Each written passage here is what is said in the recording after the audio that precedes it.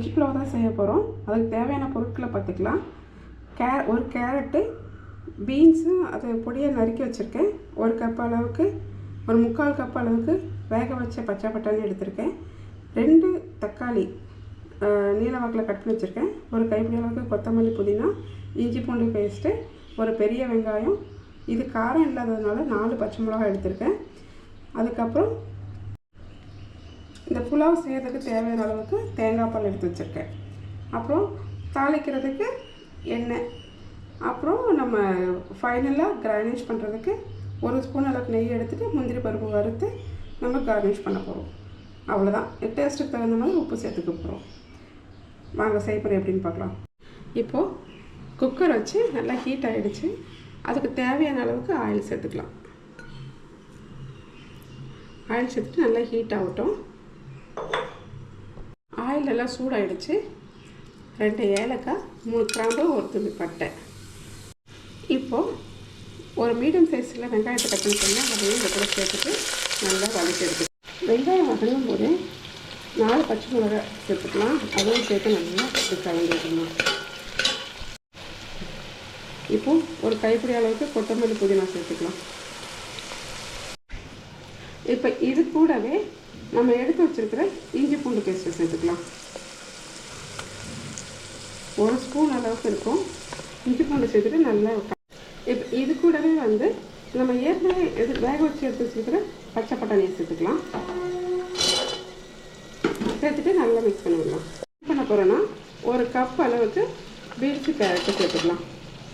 சேர்த்துட்டு நல்லா கலந்து விட்டுட்டு 1 நிமிஷத்துக்கு வேகட்டும். இதுலேயே இப்போது நம்ம ஏற்கனவே கட் பண்ணி வச்சுருக்கிற தக்காளி, நீல வாக்கில் கட் பண்ணி வச்சுருக்கிற தக்காளியை சேர்த்துட்டு நல்லா கலந்து விட்டுடலாம். தக்காளி வதக்கிறதுக்காக கொஞ்சம் கல்லுப்பு சேர்த்துக்கலாம். சேர்த்துட்டு நல்லா கலந்து விட்டுடலாம். இப்போது நம்ம ஏற்கனவே எடுத்து வச்சுருக்கிற தேங்காய் பால் சேர்த்துட்டு ஒரு கொதி வர வரைக்கும் வெயிட் பண்ணலாம்.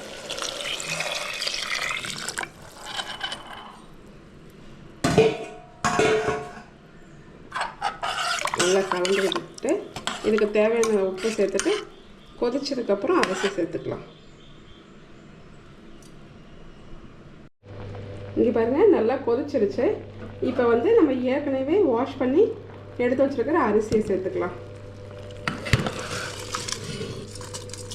சேர்த்துட்டு நல்லா கலந்து விட்டுருணும்.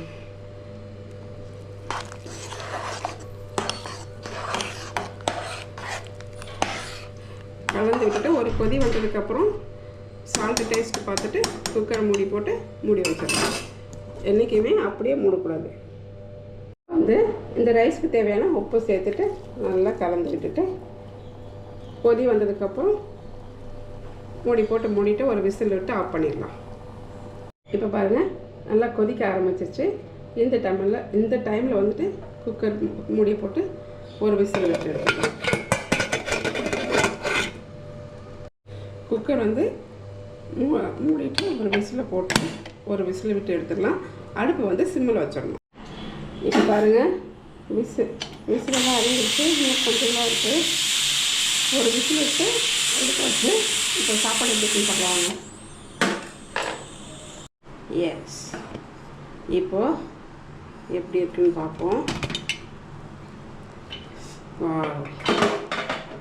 எல்லாம் நல்லா மிக்ஸ் பண்ணி விட்டுடலாம். வா, இங்கே பாருங்கள், ஒரே ஒரு விசில் தான் சிம்மில் வச்சு விட்டதுக்கு எவ்வளோ சூப்பராக ரெடியாக இருப்பாருங்க. சூப்பரான புலாவ் ரெடி ஆகிடுச்சு.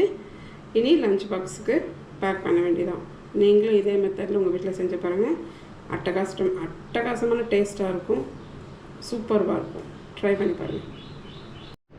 இங்கே பாருங்கள், சூப்பர்வாக புலாவ் ரெடி ஆகிடுச்சு. நல்லா உதிரியாக ரெடி ஆகிடுச்சு. நீங்களும் இதே மாதிரி உங்கள் வீட்டில் ட்ரை பண்ணி பாருங்கள். ட்ரை பண்ணுறத விட செஞ்சு கொடுங்க. குழந்தைங்க அவ்வளோ விருப்பப்பட்டு சாப்பிடுவாங்க. சூப்பர்வாக ரெடி ஆகிடுச்சு. வாங்க, இன்றைக்கி இதே மாதிரி செஞ்சு அசத்துங்க.